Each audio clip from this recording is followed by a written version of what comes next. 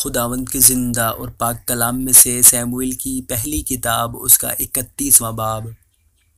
और फ़िलिस्ती इसराइल से लड़े और इसराइली मर्द फ़िलिस्तियों के सामने से भागे और कोहिस्तान जबलूआ में कत्ल होकर गिरे।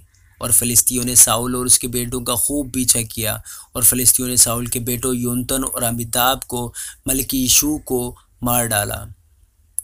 और फ़िलिस्तियों ने साउल और उसके बेटों का खूब पीछा किया और फ़िलिस्तियों ने साउल के बेटों योनतन और अमीदाब और मलकीशू को मार डाला। और ये जंग साउल पर भारी हो गई और तीरंदाजों ने उसे जा लिया और वो तीरंदाजों के सबब से सख्त मुश्किल में पड़ गया।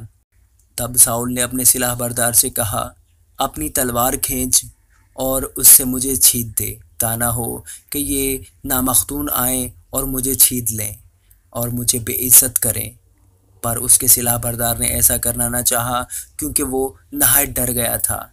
इसलिए साउल ने अपनी तलवार ली और उस पर गिरा।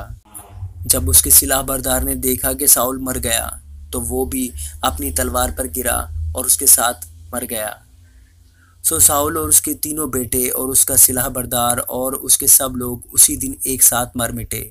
जब उन इसराइली मर्दों ने जो उस वादी की दूसरी तरफ और यरदन के पार थे ये देखा कि इसराइल के लोग भाग गए और साउल और उसके बेटे मर गए, तो वो शहरों को छोड़कर भाग निकले और फ़िलिस्ती आए और उनमें रहने लगे।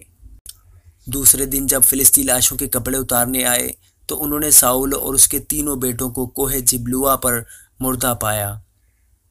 सो उन्होंने उसका सर काट लिया और उसके हथियार लिए और फ़िलिस्तियों के मुल्क में कासिद रवाना कर दिए, ताकि उनके बुत खानों और लोगों को ये खुशखबरी पहुंचा दें। तो उन्होंने उसके हथियारों को अस्तारात के मंदिर में रखा और उसकी लाश को बैत-ए-शान की दीवार पर जड़ दिया। जब यबीस गिलाद के बाशिंदों ने इसके बारे में वो बात जो फ़िलिस्तियों ने साउल से की सुनी, तो सब बहादुर उठे और रातों रात जाकर साउल और उसके बेटों की लाशें बैत-ए-शान की दीवार पर से ले आए और यबीस में पहुंचकर वहां उनको जला दिया और उनकी हड्डियां लेकर यबीस में झाव के दरख्त के नीचे दफन की और 7 दिन तक रोज़ा रखा।